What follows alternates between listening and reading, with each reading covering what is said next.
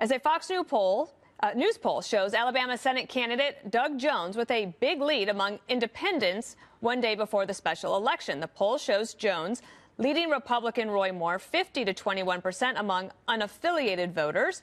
To help us break it all down, we bring in Fox News politics editor and the editor of Halftime Report, Chris Starwalt. Wondering what surprised you, if anything, in this poll and why those undecideds matter in a state that is so Republican in its affiliation. Well, they ain't lying when they say that they're undecided, but they maybe just can't come to terms with it, with what they're going to do. There are no really undecided voters, especially when you get to the end like this. Those people either are leaning one way or another, or they're not going to vote. And really, what we're looking at a great deal with this election is what kind of turnout model are we talking about?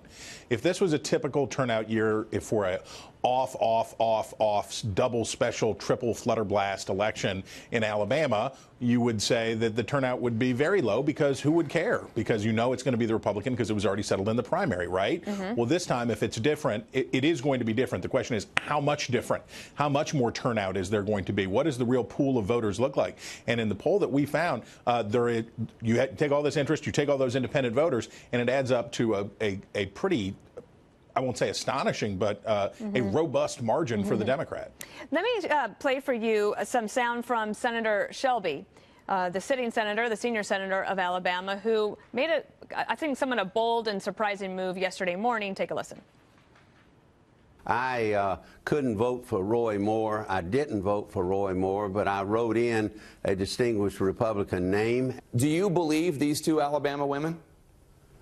I think the women are believable. I have no reason not to believe them.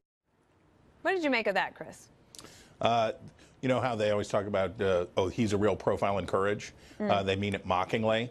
That's actually what that looks like, because you do it when it comes when you do something hard. That means that you're doing it at risk to yourself and that a danger for your own future.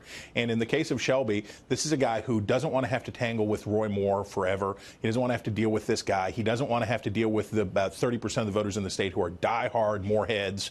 They are all the way in for Roy Moore, and now they're going to hate Richard Shelby. He's going to have to deal with all that, and he did it anyway. And that's what courage looks like. I wanted to ask you about turnout. So the New York Times Daily podcast reported that Jones needs, I don't know if you agree with this, but they reported Jones needs at least 25% turnout for African-American voters in order to have a chance at winning. And yet I read some reporting this weekend that there might be some difficulty in getting African-American voters to turn out to vote. And yet, again, today you have Obama and Biden recording robocalls. Will that help Doug Jones with that particular vote?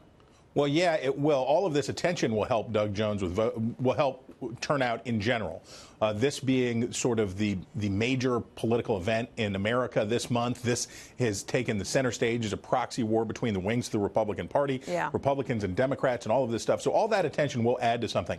But now we'll see whether or not it was a wise idea for Barack Obama to record a robocall down there. I think, given the intense unpopularity of Obama, even with independents willing to vote for Jones or to stay home and let the election happen without them, inserting Obama into the race will not help Jones with those voters. All right, well, we'll see, and we'll see you up here in New York for the special election coverage. All right, Chris Starwalt, thanks so much.